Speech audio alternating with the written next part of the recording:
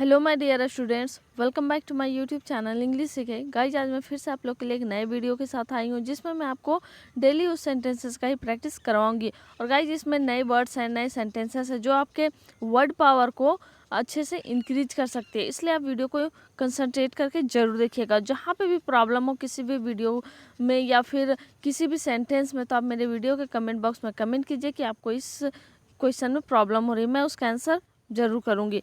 तो गाइज चलिए ज़्यादा टाइम वेस्ट ना करते हुए आज का पहला सेंटेंस स्टार्ट करते हैं। आज का पहला सेंटेंस है, कृष्णा तुम ऐसे उटपटांग हरकत क्यों करते हो। ये दादी है कृष्णा की जो बोल रही है, Krishna why do you do such ludicrous things. Ludicrous things का मतलब होता है उटपटांग, उटपटांग हरकतें। कृष्णा तुम ऐसे उटपटांग हरकत क्यों करते हो। Krishna why do you do such ludicrous things. और गाइज यहाँ पे जो टेंस का यूज हुआ है वो है सिंपल टेंस का यूज हुआ है, इसलिए आप लोगों ने डू या डू का यूज देखा। Why do you do such ludicrous things. दादी तो और क्या करूँ मैं, ये बोल रहा है अपनी दादी को, दादी तो और क्या करूँ मैं। ग्रैंड माँ सो व्हाट शुड आई डू। या जैसे बोलते हैं तो और क्या करूँ मैं, या फिर और मुझे क्या करना चाहिए, तो मीनिंग एक ही निकल रहा है सबका, ग्रैंड माँ या फिर ग्रैंड मदर, दोनों आप बोल सकते हैं। So what should I do, so what should I do यहाँ पे एक तरह से सजेस्ट करने वाला बात होता है, या फिर मुझे क्या करना चाहिए क्या नहीं करना चाहिए, उस टाइप से हम लोग बोलते हैं, तो वहाँ पे हम लोग शुड का यूज करते हैं। So what should I do. मेरे सारे दोस्त शहर चले गए, my all my friends went to town, या फिर my all friends went to town. यहाँ पे गाइस आपको नोट करने वाली बात है कि पास्ट इंडिफिनिट टेंस का यूज किया गया। क्यों, क्योंकि जिस सेंटेंस में लास्ट में गए गए गए हैं, गया है या फिर इस तरह से जब हिंदी में इंड होता है या ये लास्ट में होता है, तो वहाँ पे हम लोग क्या करते हैं, पास्ट इंडिफिनिट टेंस का यूज करते हैं। साथ ही साथ अगर अफर्मेटिव में सेंटेंसेस बनाते हैं तो अफर्मेटिव में होता है कि हम लोग डिड को यूज नहीं करते हैं, वहाँ पे भी टू का यूज करते हैं। तो यहाँ पे अफर्मेटिव सेंटेंस है, इसीलिए यहाँ पे डिड का यूज ना करके यहाँ पे भी टू, यानी कि गो का भी टू वेंट होता है, तो वेंट टू टाउन, यानी कि all my friends went to town. और मैं यहाँ अकेला किसके साथ समय व्यतीत करूँ, मतलब और मैं यहाँ अकेला किसके साथ समय व्यतीत करूँ, या फिर टाइम पास जैसे बोलते हैं ना, किसके साथ टाइम गुजारूँ, तो and with home should I spend time alone here, and with home should I spend time alone here. और मैं यहाँ अकेला किसके साथ समय व्यतीत करूँ, and with home should I spend time alone here. Krishna तुम इतना चिल्ला चिल्ला कर बात क्यों कर रहे हो। Krishna why are you talking so loudly. Krishna why are you talking so loudly. यहाँ पे गाइज आप लोगों ने देख रहा है कि मतलब आर का यूज हुआ है, आप लोगों ने देखा कि आर का यूज हो रहा है, तो यहाँ पे किस टेंस का यूज किया गया, प्रेजेंट कंटिन्यूअस टेंस का। इसका जो बनाने का स्ट्रक्चर होता है वो तो आपको पता ही होगा, और पहचानने का स्ट्रक्चर एक बार मैं रिमाइंड करा देती हूँ। जिस सेंटेंस के लास्ट में रहा है, रही है, रहे हैं, रहा हूँ, तो उस तरह से जब सेंटेंस एंड होता है तो वहाँ पे हम लोग प्रेजेंट कंटिन्यूअस टेंस का यूज करते हैं, और प्लस वर्ब फोर का। तो Krishna why are you talking so loudly. कभी कभी मेरा मन करता है कि मैं भी शहर चला जाऊं। Sometimes I feel like going to city too, यानी कि कभी कभी मेरा मन करता है कि मैं भी शहर चला जाऊं। Sometimes I feel like going to the city too. Sometimes का मतलब होता है कभी कभी या कभी कभार। I feel like going to the city too. अपने दादा को अकेले छोड़कर चले जाओ, मतलब अपने दादा को अकेले छोड़कर चले जाओ। ये बोल रही है कि leave your grandfather alone and go away. Leave your grandfather alone and go away. तुम अपने दादा को अकेले छोड़ दो और चले जाओ। जैसे बोलता है ना कोई इमोशनली ब्लैकमेल जैसे करता है, तो वो यही कर रही है, leave your grandfather alone and go away. Leave your grandfather alone and go away. Guys alone और अलोंग में डिफरेंस होता है। अलोन का मतलब अकेला होता है, अलोंग का मतलब होता है के साथ साथ। मैं आपको अकेला नहीं छोड़ सकता हूँ, इसलिए नहीं जा रहा हूँ। I can't leave you alone, यहाँ पहला सेंटेंस में बोल रहा है मैं आपको अकेला नहीं छोड़ सकता हूँ, I can't leave you alone, इसलिए नहीं जा रहा हूँ, so I am not going, so I am not going. Guys first जो सेंटेंस में यहाँ मैं सब्जेक्ट मैं है, सेकेंड में सब्जेक्ट नहीं मेंशन किया हुआ, लेकिन यहाँ पे समझने वाली बात होती है कि जब फर्स्ट सेंटेंस में जिस सब्जेक्ट के बारे में बात हो रही है सेकेंड सेंटेंस में भी उसी सब्जेक्ट के बारे में बात हो रही है, इसलिए यहाँ पे हिंदी में सब्जेक्ट हो ना हो इंग्लिश में आप लिख सकते हैं, ठीक है। सो आई एम नॉट गोइंग, इसलिए मैं नहीं जा सकता। और कैंट का यूज़ तो मैं हमेशा बताते आई हूँ, जहाँ पे एबिलिटी या पावर की बात होती है वहाँ पे हम लोग कैन का यूज करते हैं। इतने सालों में मैं एक ही सवाल को 3 बार पूछ रहा हूँ, ये फादर से यानी कि स्कूल टीचर होते हैं उनसे फादर से पूछते हैं कि इतने सालों में मैं एक ही सवाल को 3 बार पूछ रहा हूँ। In all these years I am asking the same question thrice. Thrice का मतलब होता है 3 बार। फर्स्ट एक बार होता है वंस, 2 बार होता है ट्वाइस, 3 बार होता है थ्राइस और 4 टाइम्स 5 टाइम्स ऐसे हम बोलते हैं फिर।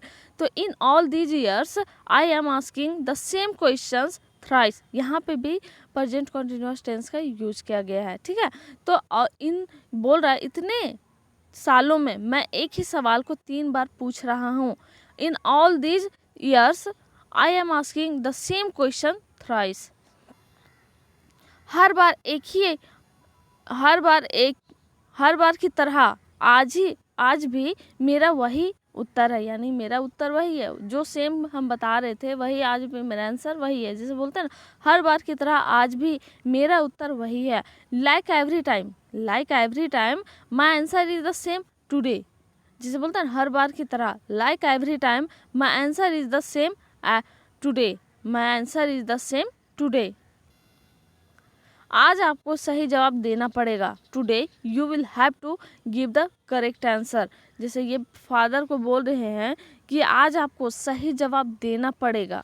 Today you will have to give the correct answer. Today you will have to give the correct answer. और जिस सेंटेंस के लास्ट में ग गे गी होता है उस सेंटेंस में हम लोग क्या करते हैं, फ्यूचर इंडेफिनिट टेंस यानी कि फ्यूचर टेंस का यूज करते हैं।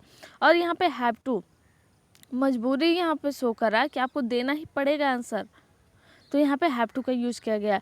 Today you will have to give the correct answer. आप अपने समय के साथ साथ मेरा भी समय बर्बाद कर रहे हैं।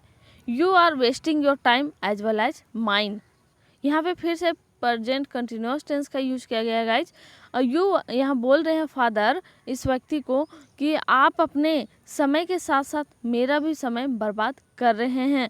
You are wasting your time as well as mine. और लास्ट में जब भी हम यूज करते हैं गाइज तो hers, his, mine, theirs, ours इस तरह से यूज करते हैं, ना कि आवर, माय, हर, सी इस तरह से, ठीक है।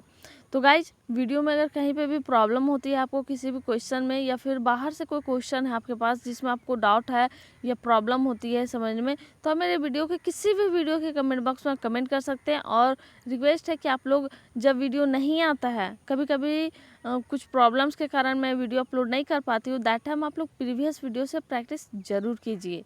और उसमें आप अपने आप को मतलब रोकिए नहीं, रोकने से होगा कि जितना आप एक सही बात कहा गया कि 99% अगर आप पॉजिटिव रहता है, 1% आपके दिमाग में नेगेटिव बात है, तो नेगेटिव पर जो 1% है नेगेटिव बात वो आपके 99% पॉजिटिव बात को ख़त्म कर देता है। इसलिए उस 1% नेगेटिव बात को मत रहने दीजिए माइंड में, 99% पॉजिटिव बात को फॉलो कीजिए। यानी कि आप प्रीवियस वीडियोस को देख करके रेगुलर प्रैक्टिस कीजिए। जब भी छोड़िएगा तो आपका मन और छोड़ लगेगा कि कल देखेंगे परसों, इस तरह से आप कभी मत कीजिए। कोई भी काम को डिले मत किया कीजिए, इसलिए आप डेली ज़रूर प्रैक्टिस कीजिएगा। मैं वापस फिर आऊँगा और सच्चाई का पता लगा लूँगा। ये मिस्टर फादर को बोल रहे हैं, मैं वापस फिर आऊँगा और सच्चाई का पता लगा लूँगा। I will come back again and find out the truth. जैसे बोलते हैं सच्चाई का पता लगा लूँगा and find out the truth. Guys यहाँ पे फिर से फ्यूचर इंडेफिनिट टेंस का यूज किया गया है, इसलिए विल का यूज किया गया। I will come back again, मैं फिर से वापस आऊँगा and find out the truth, और सच्चाई का पता लगा लूँगा। वह इधर का ही लोकल लड़का था जिसने मेरी जान बचाई। जैसे बोलते हैं ना, वह इधर का ही लोकल लड़का था, लोकल आदमी था। तो he was the local boy from hair who saved my life. He was the local boy. यहाँ पे जैसे बोलते हैं ना, प्रेजेंट में हम लोग को बताना रहता है कि वह कौन है कौन नहीं है, किसी का सिचुएशन, कि वह एक लड़का है, ही इज अ बॉय या he is a local boy. तो इसी का पास्ट फॉर्म में अगर हम कोई था, पास्ट में जब हम बताते हैं पास्ट की बात, तो वहाँ पे इज एम आर है, सो कन्वर्ट होकर के वाज वर्ब में चेंज हो जाता है। तो ये बोल रही है he was the local boy who saved, मतलब he was the local boy from here, यहाँ का वो कोई लोकल लड़का था, हु सेव्ड माई लाइफ। यहाँ पे फिर से पास्ट फॉर्म का यूज किया गया, नहीं कि पास्ट इंडेफिनिट टेंस का, हु सेव्ड माई लाइफ। वह लड़का यहाँ भी आया था, that boy had just come hair, that boy had just come hair. यहाँ पे हैड के साथ वर्ब 3 का यूज किया गया है गाइज। हैव का वर्ब 3 क्या होता है, हैड होता है ना, तो इसलिए हैड का यूज किया गया है। और यहाँ पे कम का भी 3 कम ही होता है। तो जैसे बोलते हैं ना, हैव का पास्ट फॉर्म हैड बनता है, इस तरह हैड का साथ साथ वर्ब 3 का यूज किया गया, कम का कम। That boy had just come here. लेकिन हम सब यहाँ किसी को ना आते देखा, हम सब ने न यहाँ किसी को आते देखा न किसी को जाते। But all of us did not see anyone coming और गोइंग हेयर। ये उनके जैसे कि टीचर होते हैं जो बोलते हैं कि लेकिन हम सब ने यहाँ किसी को ना आते देखा न किसी को जाते। But all of us did not see anyone coming और गोइंग हेयर। तुम सिर्फ मेरे सामने क्यों आते हो, Why do you only come in front of me? तुम सिर्फ मेरे सामने क्यों आते हो, Why do you only come in front of me? और गाइज जो भी मैं प्रैक्टिस के लिए 3 सेंटेंसेस देती हूँ, वो प्लीज़ आप लोग सबको ही प्रैक्टिस कीजिए। और जो नए वर्ड्स होते हैं उनको भी आप लोग कहीं नोट कर लीजिए अगर मन चाहे तो, या फिर ज़्यादा बेटर होता है कि आप इसे अगेन एंड अगेन कहीं कहीं यूज करते रहिए। उससे आपको मतलब मुंह में बैठ जाएगा, एक तरह से जबान में आपका बैठ जाएगा और वही बात आप लोग बोलिएगा। मैं सिर्फ तुम्हें देखना चाहता हूँ, इसलिए सिर्फ तुम्हारे सामने आता हूँ या फिर आता।